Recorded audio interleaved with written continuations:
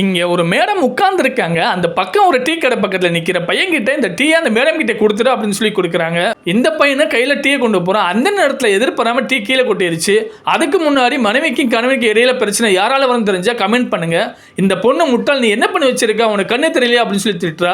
அந்த பக்கம் உட்கார்ந்துருக்க எல்லாரும் பாக்குறாங்க. இந்த சிறுவன் சாரி அக்கா, தெரியாம நடந்துச்சு அப்படின்னு சொல்லி மன்னிப்பு கேட்கிறான். உனக்கு வெக்கமே இல்லையா, நீ என்ன பண்ணி வச்சிருக்க, அந்த ட்ரெஸ் எவ்வளவு தெரியுமா, நீ ஒரு ஏழை அப்படின்னு சொல்லி கணத்துல அடிக்கிறா. அந்த கடைக்காரர் ஓடி வந்து மேடம் சாரி, சின்ன பையன் தான் மேடம் அப்படின்னு சொல்லி சொல்றாங்க.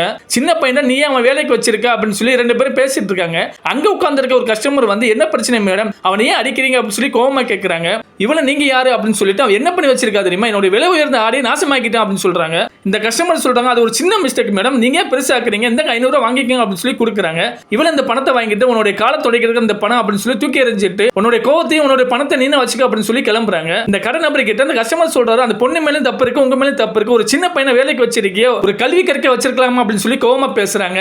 இந்த கடை நபர், சார் யாருக்கு சார் தன்னுடைய மகனை டீ கடையில் வேலை செய்ய பிடிக்கும், என்னால படிக்க வைக்க முடியல, பள்ளிக்கூடத்தில் அதிகமா பீஸ் கேட்கறாங்க, நான் ஒரு ஏழை, ஒரு நாளைக்கு டீ கடையில் 500 ரூபாய்க்கு மேல வர மாட்டேங்குது அப்படின்னு சொல்றாங்க. இவன் படிச்சா நீங்க நல்லா இருப்பீங்க, இவனும் நல்லா இருப்பான் அப்படின்னு சொல்லி நான் உதவி பண்றேன், நான் ஒரு பெரிய கோடீஸ்வரன் கிடையாது, நான் ஒரு ஆட்டோ டிரைவர் தான் அப்படின்னு சொல்லி சொல்றாங்க.